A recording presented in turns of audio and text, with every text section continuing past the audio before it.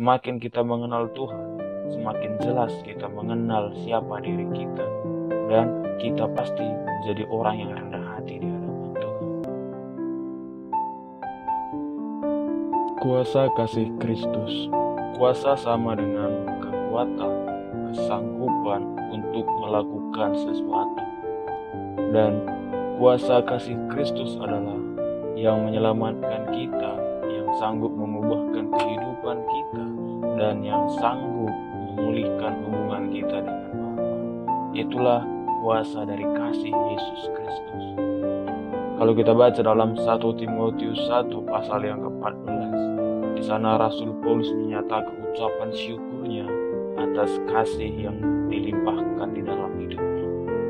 Dikatakan bahwa malah kasih karunia Tuhan kita telah dikaruniakan dengan limpah-limpah kepadaku dengan iman dan kasih di dalam Yesus Kristus. Nah, kalau kita perhatikan di dalam peringkop ini, di dalam 1 Timotius pasal 1 ayat 12 sampai 17, di sana Rasul Paulus menjelaskan kehidupannya sebelum menerima Kristus.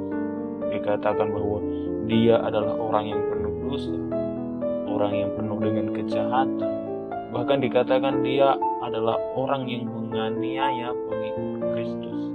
Dan Rasul Paulus ini juga adalah orang yang tidak percaya kepada Yesus.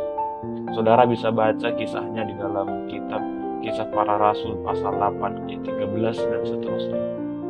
Dan yang paling menarik dari pengakuan Rasul Paulus bahwa dikatakan kuasa kasih Kristus itu sudah mengubah sikap hidupnya, sudah mengubah jalan pikirannya, berubah dari yang jahat menjadi yang baik. Yang dulunya Rasul Paulus menantang pengikut Kristus menjadi pengajar Kristus. Yang dulunya Rasul Paulus membenci Kristus, sekarang menjadi pemberita Injil Kristus.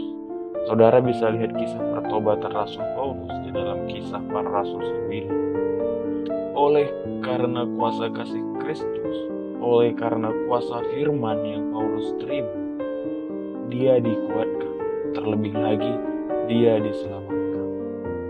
Dan kita lihat kesaksian Paulus dalam memberitakan Injil, dikatakan bahwa oleh karena kasih Kristus, oleh karena kasih karunia Yesus dalam kehidupannya, dia tahan menderita dalam pengkabaran Injil.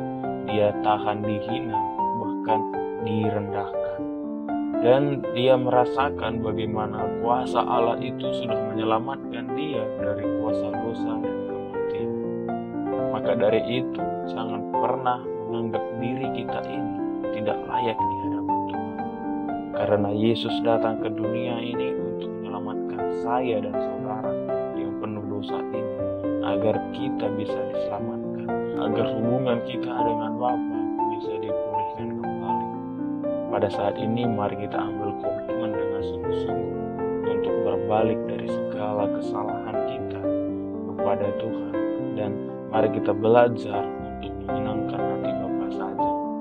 Inilah yang perlu saya dan saudara sadari, dan sebagai respon syukur kita atas kasih karunia yang besar itu yang diberikan kepada kita, mari kita mempersembahkan hidup yang kita hidupi sekarang ini untuk kemuliaan Tuhan.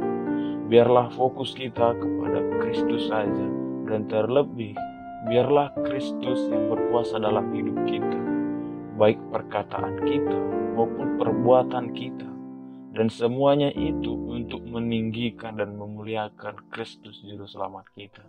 Saya mau katakan seperti ini, semakin kita mengenal Tuhan, semakin jelas kita mengenal siapa diri kita, dan kita pasti menjadi orang yang rendah hati di hadapan Tuhan. Saya Heri, Tuhan Yesus